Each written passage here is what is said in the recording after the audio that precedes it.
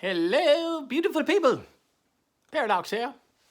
Such a pleasure to see you, thanks to the magic of the silicon synapses of the interweb multiverse. Technology is really an amazing thing, is it not? I think so. Well, I'd like to take this opportunity to wish all of you a TGIN. That's right. Thank God, it's now. I mean, why wait till Friday to celebrate, you know? So many blessings all the time. Why wait till Friday? It's always now. We can always celebrate it.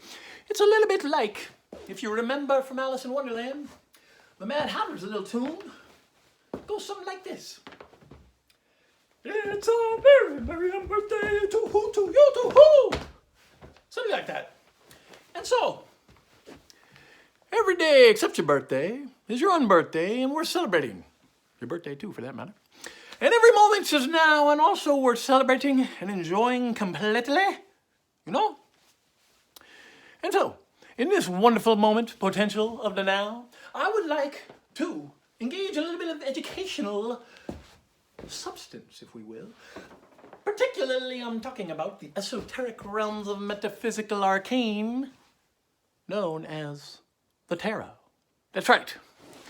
The system of divination from ancient times known as the tarot. Now, if you're not so much into the woo-woo, I encourage you to perhaps stick around anyway for a little bit. Because even if you think that this divination stuff is a lot of foolish hoo-ha, even within the realm of the foolish, there are kernels of wisdom to be had. Yes. So let us get going then. Let me get ready for my spiritual connection. Get my woo-woo on here. And so, I will begin by connecting with the crystal of clarity. Yes, the crystal of clarity will help to bring my interpretations of the tarot into crystal clear form and accuracy. Thank you, crystal of clarity. Thank you. Okay. So, the tarot. This card of the tarot happens to be my favorite, and you might see why in a moment. This is the Fool, yes. And if we take a look at this card of the Fool, look at this lovely man here, or a woman, or twilight being, I really don't know actually. But this person is having a lovely time traipsing about the world, not a care in the world, and he's got these colorful attire and these really wonderful yellow boots. I have to get myself a pair of those. And this is looking at the sky and soaking in the sun and appreciating the clouds. It's just a beautiful thing. Yes, and he even got this companion here, this white dog, something, creature, animal. I really have no idea what that is, and I don't know what that symbolizes either, but it's really not important. But let's just say that this one is having a good time, yeah? And you know, when I look at the card of the Fool, I look at it and I really see a mirror, yes? It reminds me that I'm a fool, and if you're honest with yourself, when you see this card, you'll probably think it's a mirror also. Because really, aren't we all fools, yes? I mean, look at the state of the world, really. Yes. So, the Fool. But the medicine of the Fool, if you will, is that the Fool is a child at heart, naive, with an open mind and an open heart, yes? Really a beautiful state of being to be in. Now, the medicine of this is that when we get older, when we become adults, a really sad thing tends to happen. Our life force, our vitality, the vibrancy, the vitality of the world tends to dim down as we, in direct proportion to how serious we get and how we fall asleep to the beauty of life and that sort of thing. It's sort of this kind of, yes. So, in order to reclaim that vitality, we can look at the Fool and that child within us, yes? The child is the medicine that we are lacking if we've become too serious and if our life has become a little too dull, yes? So, if you want to have a little experiment here and play with this and perhaps regain your connection with some of that vitality and fun, you can take a day, perhaps a weekend day when you have a little more flexibility, and you can let that child out, yes? Become the fool, right? Now, what do I mean by that? Well, the children, when they're always in this state of play. So the first ingredient is to lighten up, people. Shake off all that seriousness. Shake it off, yes?